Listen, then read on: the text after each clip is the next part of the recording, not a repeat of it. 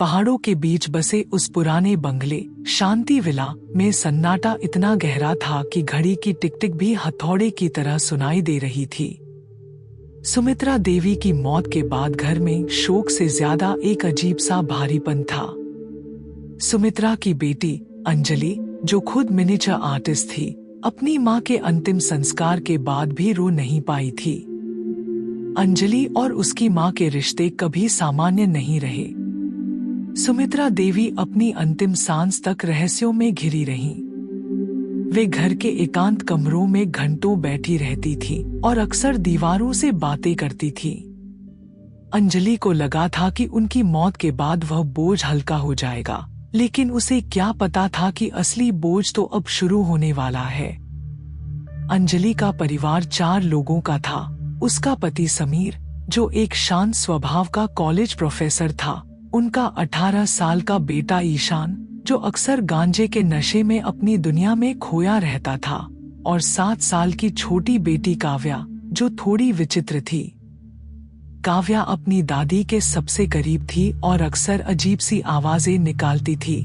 Jeep को तालू से टकराकर एक क्लिक की आवाज। अंतिम संस्कार के 3 दिन बाद अंजलि को सुमित्रा की अलमारी से एक पत्र मिला।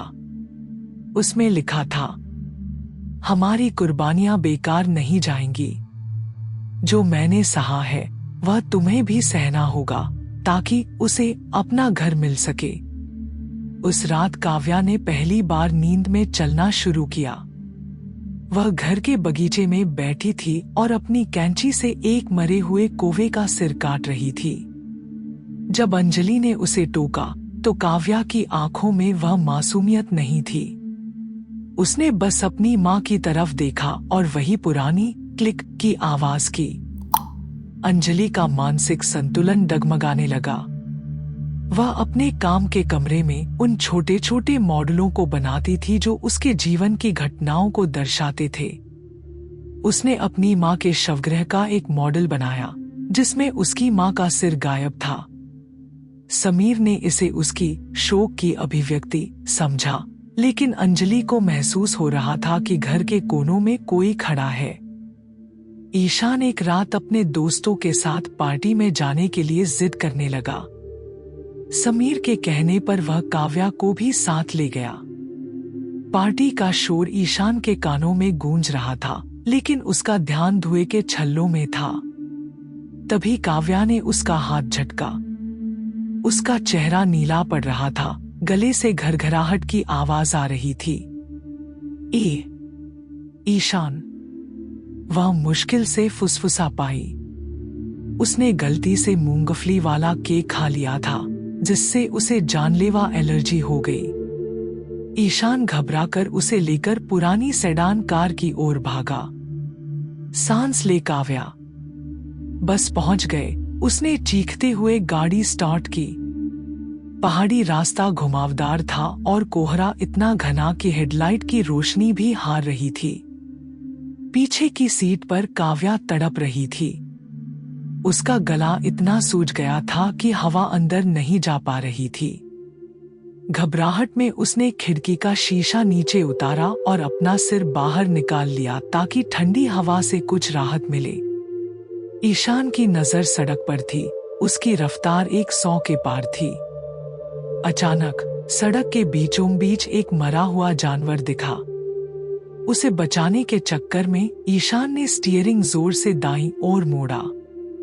गाड़ी एक पुराने टेलीफोन के खंभे के बिल्कुल करीब से गुजरी।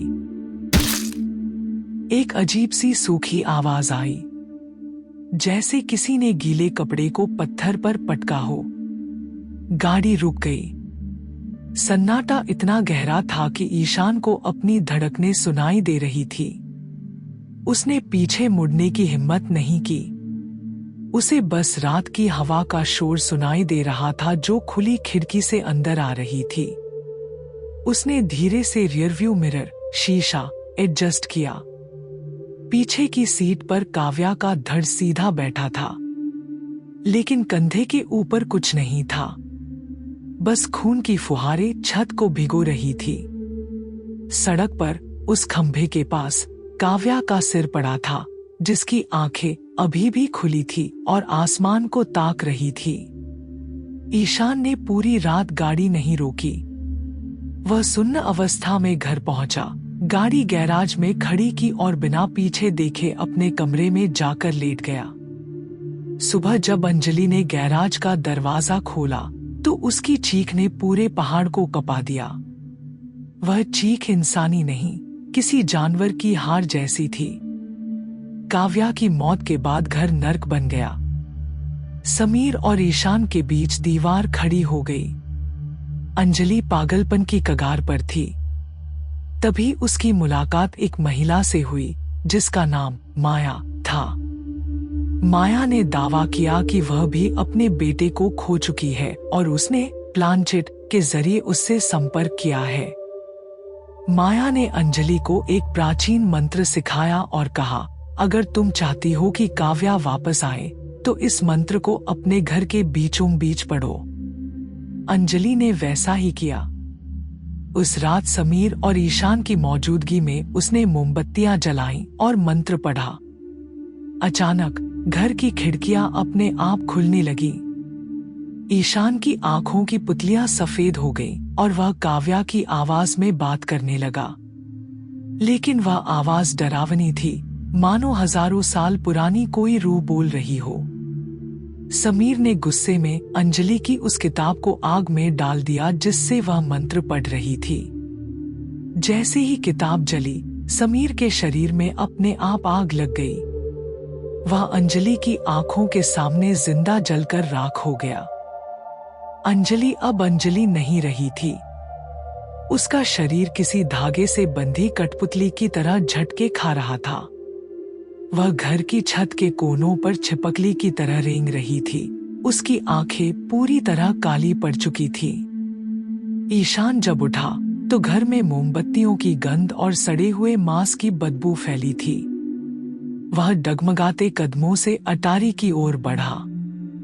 वहां का दृश्य देख उसकी रूह फना हो गई। छत से अंजलि का धड़ लटका हुआ था। वह एक तार से अपना ही सिर काट रही थी, बिना किसी दर्द के, बिना किसी आवाज के। नीचे फर्श पर सुमित्रा देवी की कब्र से निकाली गई सड़ीगली लाश बैठी थी। अंधेरे कोनों से नग्न लोग बाहर आने लगे। वे सुमित्रा के पुराने कल्ट के सदस्य थे। माया सामने आई। उसके हाथ में एक बड़ा सा पीतल का मुकुट था जिस पर अजीबोगरीब चिन्ह बने थे। उसने ईशान को पकड़कर एक ऊंचे सिंहासन पर बिठाया। ईशान कुछ बोल नहीं पा रहा था। उसकी जीभ तालू से चिपक गई थी। माया ने चिल्लाकर कहा, महान राजा पाइमन, हमने तुम्हें यह बलि दी है, माँ की, पिता की और बहन की। अब इस युवा शरीर को स्वीकार करो और हमें अपनी छाया में लो। अचानक ईशान के शरीर में एक झटका लगा। उसकी गर्दन एक झटके में 180 डिग्री मुड़ गई। उसकी आंखों के भीतर से एक सुनहरी रोशनी चमकी। उसने अपना हाथ उठाया और हवा में एक खास मुद्रा बनाई। वही क्लिक की आवाज। लेकिन इस बार वह आवाज काव्या की नहीं, बल्कि नर्क की गहराइयों से आने वाली किसी भारी गूंज जैसी थी। दीवारों पर बने लघु चित्रों में अब अंजलि का परिवार नहीं, बल्कि आग में जलते हुए लोग दिख रहे थे। शांति विला अब एक घर नहीं, बल्कि शैतान का मंदिर बन चुका था, जहां वंश का अंत नहीं, बल्कि एक डरावने साम्राज्य की शुरुआत हुई थी। शांति विला के उस गुप्त तहखाने में, जहां सूरज की रोशनी कभी नहीं पहुंची थी, एक पुरानी लकड़ी की संदूक खुली पड़ी थी। उसमें सुमित्रा देवी की एक फटी हुई डायरी और कुछ धुंधली तस्वीरें थी। ये तस्वीरें 1970 के दशक की थी, जिनमें सुमित्रा किसी अज्ञात देश के रेगिस्तान में कुछ नग्न लोगों के साथ खड़ी थी और उनके गले में वही अजीबोगरीब चिन्ह लटका था जो अब ईशान के माथे पर उभर आया था। डायरी के आखिरी पन्ने पर सुमित्रा ने कांपते हाथों से लिखा था, मेरा वंश मेरा नहीं है, यह उसका है। मैंने जवानी में अमरता और शक्ति का सौदा किया था, लेकिन बदले में उसने मेरा रक्त मांगा। उसने मुझसे वादा किया था कि वह मेरे पुत्र के रूप में जन्म लेगा, लेकिन मेरी कोख से सिर्फ बेटियां जन्मी। अंजलि कमजोर थी, उसका मन पाइमन के लिए बहुत छोटा था, इसलिए मुझे इंतजार करना पड़ा। अगली पीढ़ी का। सुमित्रा ने सालों तक अंजलि को मानसिक रूप से प्रताड़ित किया था ताकि वह भावनात्मक रूप से टूट जाए। वह जानती थी कि पाइमन को प्रवेश करने के लिए एक टूटे हुए घर की जरूरत होती है। सुमित्रा ने ही काव्या के बचपन में उसके कानों में वे मंत्र फूंके थे, जिसने काव्या को एक मेजबान के रूप में तैयार किया। लेकिन काव्या भी एक लड़की थी। पाइमन को एक पुरुष शरीर चाहिए था, एक ऐसा शरीर जो पूरी तरह खाली और सुन्न हो। ईशान का गांजे का नशा, उसका अकेलापन और फिर उसकी बहन की मौत का सदमा, यह सब सुमित्रा की सोची समझी साजिश का हिस्सा था। उस रात सड़क पर जो मरा हुआ जानवर ईशान को दिखा था, वह कोई इत्तेफाक नहीं था, वह सुमित्रा के कल्ट द्वारा रखा गया एक भ्रम था ताकि ईशान गाड़ी मोड़े और काव्या की बलि चढ़ जाए। अंजलि की मौत और समीर का जलना वह अंतिम आहुति थी जिसने ईशान के अस्तित्व को पूरी तरह मिटा दिया ताकि राजा पाइमन उसमें समा सके।